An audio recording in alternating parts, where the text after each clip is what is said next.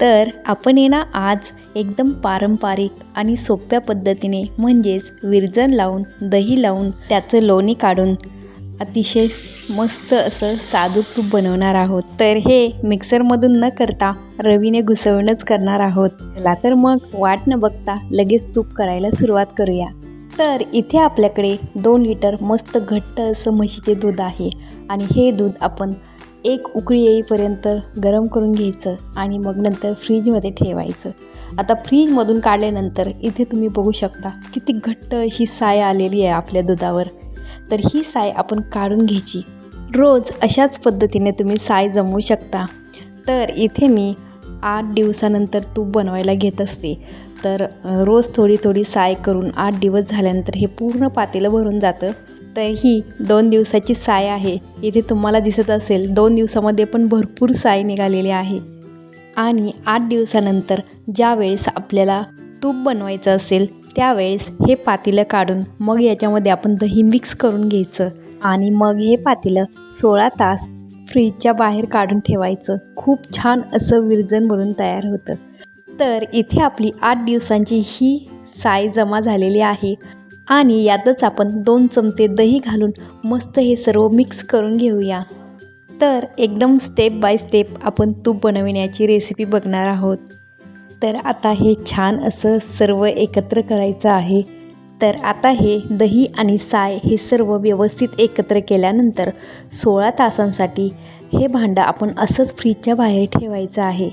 म्हणजेच समजा जर आज सकाळी आपण याच्यामध्ये दही मिक्स केलं तर दुसऱ्या दिवशी सकाळी आपण याचं तूप बनवायला घ्यायचं। तर आता इथे हे दोन्ही छान असं एकत्र झालेलं आहे। तर याच्यावर झाकण ठेवून आपण हे आता असंच 16 तासांसाठी सोडून देऊया। तर 1 दिवसानंतर हे छान असं सेट झालेलं आहे। साईडला असं पाणी वर आलेलं दिसत असेल तर हे तूप बनविण्यासाठी एकदम तयार आहे। तर आता हे आपण तूप बनवण्यासाठी एका खोलगट भांड्यामध्ये काढून घेऊया।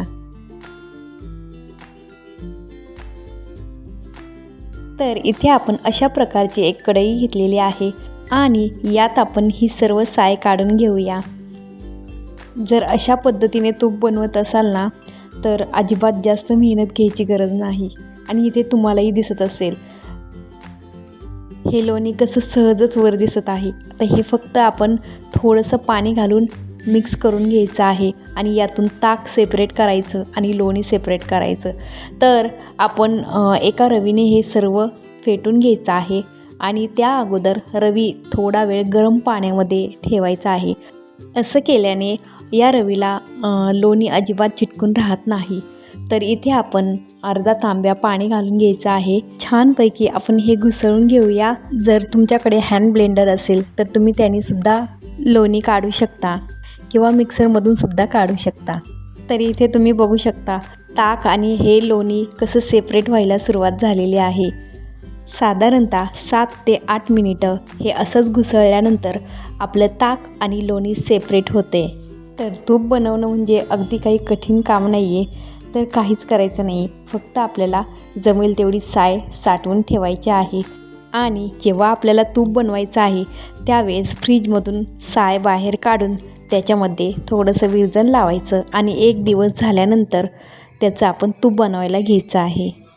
तर इथे रवीला लोणी अजिबात लागलेलं नाही आहे कारण आपण हे गरम पाण्यामधून घेतलं होतं। तर ही प्रोसेस तुम्ही पण करायला विसरू नका। तर आता छान असं लोणीवर तरंगायला लागलेलं आहे आणि आता आपण याचा मस्तपैकी एक गोळा बनवून कढईमध्ये काढून घेऊया। तर इथे मला 10 मिनिट तरी लागलेले आहेत लोणी काढण्यासाठी। तर यातील सगळं ताक काढून घ्यायचं आणि मग हे कढईमध्ये वितळण्यासाठी ठेवायचं। तर अशा प्रकारे आपला मस्त घट्ट असा लोण्याचा गोळा बनवून तयार आहे। असंच करून आपण सगळं लोणी आणि ताक सेपरेट करून घेऊया। तर हे जे राहिलेले ताक आहे याच्यापासून आपण कढी बनवू शकतो। तर या लोण्यामध्ये जे काही थोडंफार राहिलेलं ताक आहे ते सुद्धा आपण व्यवस्थित काढून घ्यायचं आहे। तर काही जण हे 2 ते 3 वेळा पाण्याने धुवून काढतात, पण आपल्याला हे लोणी धुवून घ्यायची काहीच गरज नाही कारण आपण ही साय फ्रीजमध्ये ठेवली होती। हो, जर ही आपण वरच साय ठेवलेली असेल तर मग मात्र याला आंबट असा वास येतो आणि मग आपल्याला हे लोणी स्वच्छ धुवून घ्यायची गरज पडते. पण आपण फ्रीजमध्ये साय ठेवल्यामुळे धुवून घ्यायची काहीच गरज नाही आहे. तर आपण न धुताच हे लोणी तूप बनवण्यासाठी घ्यायचं आहे. तर आता हे लोणी आपण कढईमध्ये घेऊन गॅसवर 1-2 मिनिटे संपूर्ण वितळेपर्यंत गॅसची फ्लेम मीडियम टू हाय एवढी ठेवायची. आणि जेव्हा हे सर्व लोणी वितळेल त्यानंतर आपण एकदम लो फ्लेमवर लोणी कढवायचं आहे. तर इथे आता आपलं लोणी वितळायला सुरुवात झालेली आहे. अगदी 2च मिनिटामध्ये आपलं सर्व लोणी वितळलेलं आहे. आणि आता आपण गॅसची फ्लेम एकदम लो करून ठेवायची आहे. आता इथे वर तुम्हाला फेसाळल्यासारखं दिसत असेल तर काही नाही, सुरुवातीला आपल्याला हे असंच दिसतं. पण जसं जसं लोणी कढवलं जातं ना तसं हा पांढरट फेसासारखा भाग पण कमी होतो. तर जसं की मी सांगितल्याप्रमाणे अगदी 2 ते 3 मिनिटांनंतर हा जो फेसासारखा भाग दिसत होता ना तो कमी होत चाललेला आहे. अजून थोडा वेळ याला असंच हलवत राहायचं. तर आता इथे बघू शकता आपलं लोणी छान असं कढायला सुरुवात झालेली आहे. तर आता आपल्याला मोजून 5 मिनिटे झालेली आहेत. तर मधून अधून सतत याला हलवत राहायचं आहे. तर आता यातच आपण 4 ते 5 तुळशीची पानं घालायची आहेत. तुळशीची पानं घातल्यानंतर आपल्या तुपाला छान असा सुगंध येतो आणि तूप दीर्घकाळ टिकण्यास मदत होते. तुम्ही तुळशीच्या पानाऐवजी याच्यामध्ये आपलं खायचं पान घातलं तरीही चालेल. तसेच इलायची किंवा लवंगसुद्धा घालू शकता. तर आता आपलं तूप निम्म्या टप्प्यात आलेलं आहे. छान असा आपल्या तुपाला रंग यायला सुरुवात झालेली आहे. तरी इथे तुम्ही बघू शकता जो काही पांढरा भाग होता तो सगळा नाहीसा होत आलेला आहे. तर अशा आपल्या तुपावर बुडबुडे यायला सुरुवात झालेली आहे. याचा अर्थ असा आहे की आता आपलं तूप बनून तयार होत आहे. अगदी काहीच मिनिटांमध्ये आपलं तूप बनून तयार होणार आहे. आणि किती छान अशी बेरी आणि हे तूप सेपरेट झालेलं आहे. तर हा खाली दिसणारा जो काही थर आहे यालाच आपण बेरी म्हणतो. तर आता इथे आपण तूप झालंय की नाही हे ओळखण्यासाठी अशा पद्धतीने बेरी चेक करून बघायची आहे. या बेरीचा हलकासा लालसर रंग बदलला की लगेच समजायचं आपलं तूप झालेलं आहे. तर इथे तुम्ही बघू शकता आपलं तूप एकदम परफेक्ट बनून तयार आहे. आणि आता या स्टेजवर आपण हलकंसं अगदी 1 चमचाभर पाणी या तुपावर शिंपडून घ्यायचं आहे. आणि हे गॅस बंद केल्यानंतरच करायचं आहे. कारण गॅस जरी बंद केला ना तरीही आतमध्ये त्याचं टेम्परेचर खूप जास्त असतं आणि त्याच्यामुळे त्याची कुकिंग प्रोसेस ही चालूच राहते. आणि त्याच्यासाठी आपण गॅस बंद करूनच याच्यावर पाण्याचा शिंतोडा मारायचा आहे.